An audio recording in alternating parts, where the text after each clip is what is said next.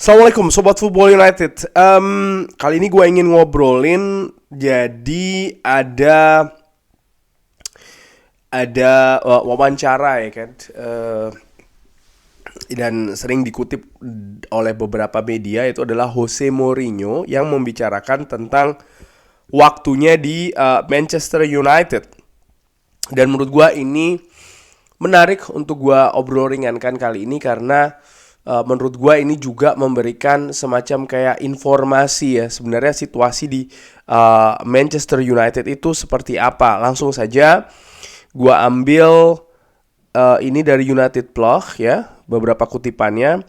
Ketika saya masih berada di Manchester United, saya merubah atau mengganti pemain di halftime. Saya membuat pergantian di halftime.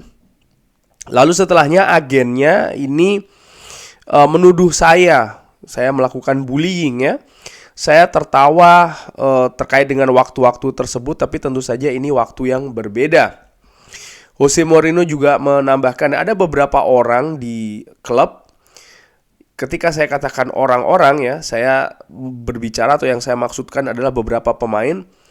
Tapi ada juga beberapa pemain atau ada juga beberapa orang yang bukan pemain. Mereka masih berada di sana ketika saya mengatakan setelah 2 bulan ya dengan orang-orang ini, kalau mereka ini tidak pernah akan sukses atau Anda tidak pernah akan sukses dengan mereka.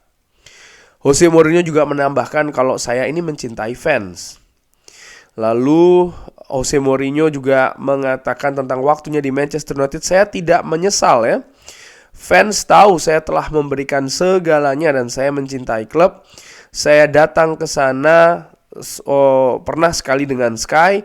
Saya berada di box dan semua stadion ini melihat ke saya dan memberikan aplaus dan juga bernyanyi untuk saya. So ada chants yang sangat terkenal di zamannya Jose Mourinho ya. Wake up this morning ya kan. Jose Mourinho juga memiliki pendapat terkait dengan Richard Arnold. Sekarang mereka di sana memiliki seorang CEO yang sangat luar biasa. Maksudnya dia Richard Arnold. Ini sebelum Richard Arnold cabut ya. Seorang yang saya sangat ingin untuk memilikinya di waktu yang saya, tapi saya tidak memilikinya.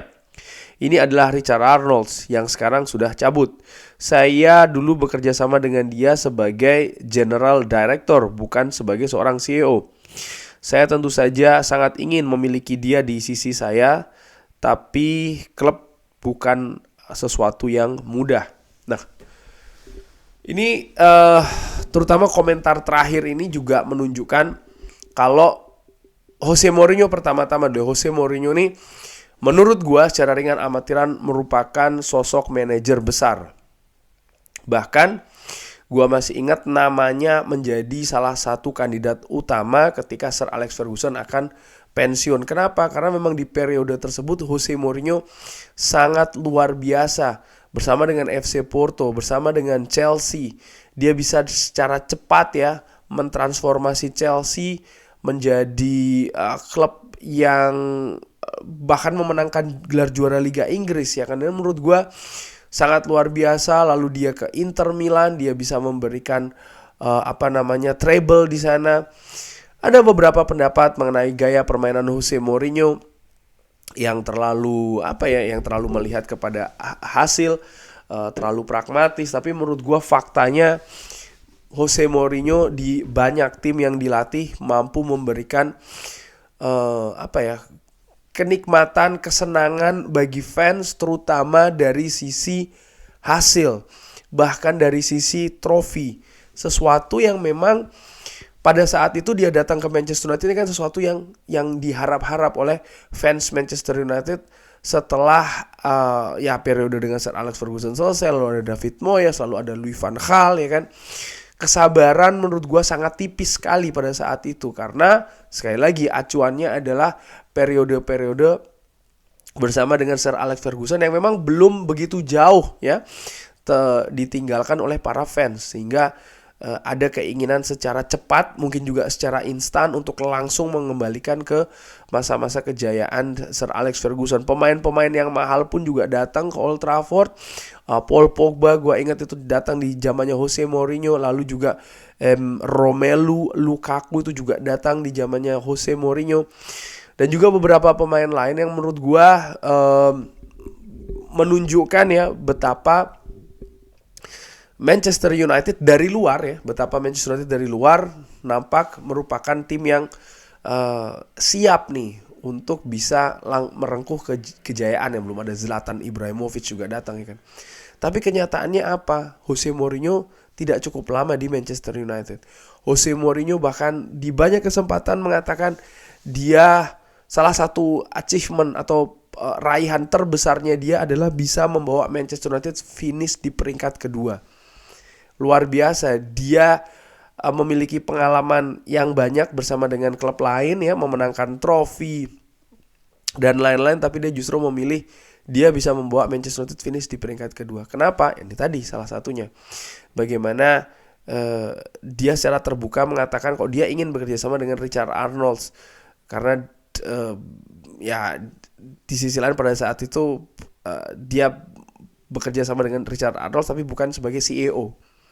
Dari situ yang gue tangkap adalah CEO-nya dipandang tidak kompeten pada saat itu, sehingga dia lebih memilih untuk bekerja dengan Richard Arnold bukan dengan CEO pada saat itu, ya Ed Woodward ya kan. Dan tentu saja CEO ini memiliki kewenangan, juga memiliki keputusannya nih, ruang lingkupnya kan sangat luas sekali terkait dengan klub. Dan gue ingat bukan hanya Jose Mourinho, bahkan seorang Louis van Gaal pun juga mengeluhkan seorang Ed Woodward. Lalu dia juga tadi menyebutkan bagaimana ada pemain ya kan yang diganti, lalu agennya. Nah ini dia nih, hubungan dengan agen langsung ke manajer. Ini luar biasa menurut gue. Di tim lain mereka punya mungkin semacam kayak football director ataupun juga sporting director yang bisa membantu manajer ya memfilter dalam tanda kutip hal-hal seperti ini nih, hal-hal yang di luar teknis sepak bola di atas lapangan. Sementara Manchester United langsung dihadapi oleh sang manajer, oleh Jose Mourinho. Di zamannya Sir Alex Ferguson iya, tapi sepak bola ini sudah jauh berkembang ya, dimana sekarang ini manajer tugasnya lebih spesifik dan mereka juga dituntut untuk lebih fokus lagi ke urusan tenis di atas lapangan. Dan ya Jose Mourinho masih harus berhadapan dengan hal-hal seperti itu di Manchester United. Dan dia juga menilai tadi itu ya ada beberapa orang ya atau beberapa pemain yang menurut pendapatnya dia tidak akan sukses di Manchester United. Kalau ini gue nilai mungkin pendapatnya subjektif tentu saja, tapi gue juga melihat di squad Manchester United pada saat itu diisi oleh pemain-pemain dengan nilai yang tinggi, harga mahal, gaji tinggi.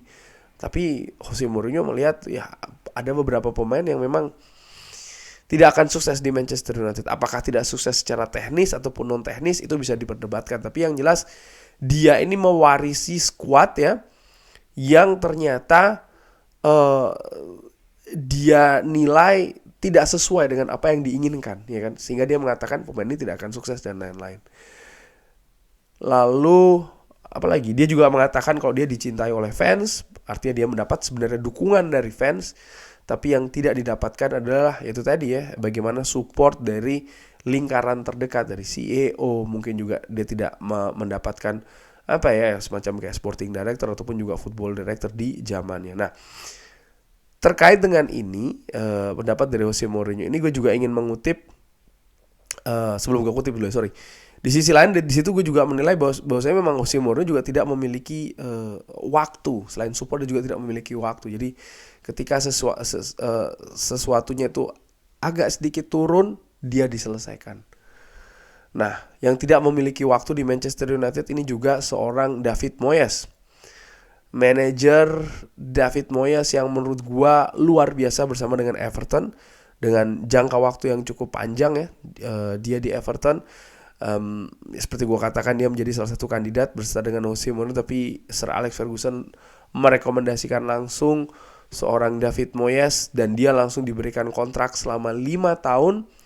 Tapi hanya berapa? 8-10 bulan dia selesai di Manchester United. Dan sebelum pertandingan antara West Ham United menghadapi Manchester United, dia ditanyakan terkait dengan Erik ten Hag. Dia mengatakan, ya, gue kutip dari Central Devils, saya tidak ingin membuat terlalu banyak komen terkait dengan Manchester United, tapi saya harap mereka akan memberikan manajernya ini waktu untuk mendapatkan segalanya di tempatnya yang dia inginkan untuk lakukan, dan memberikan segala peluang untuk menjadi sukses. Ya, ini lagi-lagi contoh juga ya bagaimana David Moyes juga berbicara terkait dengan pengalamannya di Manchester United, di mana dia tidak mendapatkan support yang diinginkan. Dia tidak mendapatkan waktu, tentu saja, ya. Dan menurut gue beban juga terlalu berat bagaimana dia berada di masa transisi langsung, ya kan, dari Sir Alex Ferguson. Ini bukan hal yang mudah. Bahkan secara teknis di atas lapangan kita melihat bahwa banyak sekali pemain warisan dari Sir Alex Ferguson, skuadnya Sir Alex Ferguson, yang berada di bawah David Moyes. Nggak bisa ternyata seperti itu. Sekali lagi, ini bukan game, ini bukan FIFA, ini bukan dimana pemainnya sama, yang megang joystick berbeda, maka bisa saja tetap sama gitu ya daya kemampuan. Ternyata tidak. Di atas lapangan yang sebenarnya, salah satu referensi yang gua ingin bilang juga itu adalah film The Damned United, ya kan, bagaimana pergantian manajer Leeds United pada saat itu, ya kan, dari Don Revie ke Brian Clough dengan skuad yang nyaris sama, ternyata bisa sangat berbeda.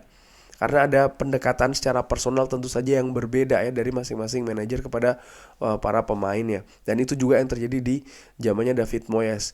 Dan tentu saja untuk merubah ini ada yang namanya proses, ada namanya waktu, support juga yang harus diberikan. Erik ten Hag pun juga demikian. Bagaimana skuad yang ada sekarang ini kan bukan seutuhnya yang dia mau. Ada banyak pemain-pemain dari generasinya Jose Mourinho masih ada, bahkan kalau tidak salah dari generasinya Louis van Gaal juga masih ada, dari generasinya Ole Gunnar Solskjaer juga masih ada, ya kan, pemain-pemain yang diberikan kesempatan, diberikan waktu, mungkin ditransfer pada saat periode-periode sebelumnya, dimana mungkin ada perbedaan dengan Erik ten Hag. Mungkin ada perbedaan yang bisa diperbaiki, ya, tapi ada juga perbedaan yang tidak bisa diperbaiki, di mana mungkin solusinya adalah melepas pemain. Tapi ini juga tidak mudah. Kenapa? Manchester United di zaman manajer-manajer sebelumnya tadi dikeluhkan oleh Jose Mourinho, dikeluhkan juga oleh Louis van Gaal, Ed Woodward, bagaimana kontrak terlalu tinggi, transfer juga terlalu tinggi, sehingga saat ini ketika ingin melepas, Erik ten Hag tidak bisa langsung menjual pemainnya. Karena tidak ada yang mau, valuasinya terlalu jatuh, manajemen tidak mau mengambil resiko. Akhirnya apa yang diambil? Ya, menunggu waktu sampai dengan kontraknya habis. Sambil menunggu kontraknya habis, pilihannya cuma satu bagi Erik ten Hag, apa? Memaksimalkannya. Salah satu contoh terbesar menurut gue adalah seorang Anthony Martial. Bagaimana Manchester United punya masalah di lini depan, ya, tapi untuk mendatangkan pemain baru harus menunggu Anthony Martial cabut dulu. Dan Anthony Martial, Manchester United memiliki kesulitan yang besar untuk bisa menjual pemain ini karena harganya terlalu tinggi, gajinya juga tinggi, ya kan, investasi terlalu besar. Pilihannya salah satunya adalah menunggu kontraknya selesai. Dan menurut gue juga ada pembelajaran tentu saya dari dua manajer tersebut, antara Jose Mourinho dan juga David Moyes, bagaimana waktu dan juga kesabaran ini penting sekali untuk diberikan kepada manajer Manchester United. Tidak mudah. Manchester United selalu memulai lagi dari nol. Manchester United nih memiliki standar yang sangat tinggi, achievement atau perayaan yang sangat tinggi di zamannya Sir Alex Ferguson. Sir Alex Ferguson lepas, mulai lagi dari nol. David Moyes waktunya sangat singkat sekali, tidak diberi kesempatan. Louis van Gaal masuk, mulai lagi dari nol. Agak naik sedikit, selesai. Jose Mourinho mulai lagi dari nol. Agak sedikit naik, lalu turun sedikit, diselesaikan lagi, mulai lagi dari nol. Ole Gunnar Solskjaer, begitu terus. Dan sekarang dengan Erik ten Hag, dengan situasi juga yang sangat terjal menurut gua. Gua harapkan sih klub, terutama juga fans, bisa belajar dari situasi-situasi sebelumnya. Sekali lagi, menurut gua Louis van Gaal, Jose Mourinho itu nama-nama besar dengan segala achievementnya, termasuk juga seorang David Moyes, bagaimana dia bisa mentransformasi Everton di masanya, bahkan bisa dibawa finish di atas Liverpool di zamannya, masuk ke zona Liga Champions, dan apa yang dilakukan juga dengan West Ham United selama beberapa musim terakhir. Menurut gue ini juga sesuatu yang luar biasa. Kenapa dia bisa seperti itu? Support dan juga kesabaran berupa waktu, itu yang didapatkan di klub-klub itu. Dan menurut gue mudah-mudahan Erik ten Hag juga mendapatkan hal tersebut di Manchester United. Kurang lebih demikian ngobrol ringan. Terima kasih sudah menyaksikan. Jangan lupa like, subscribe. Wassalamualaikum warahmatullahi wabarakatuh.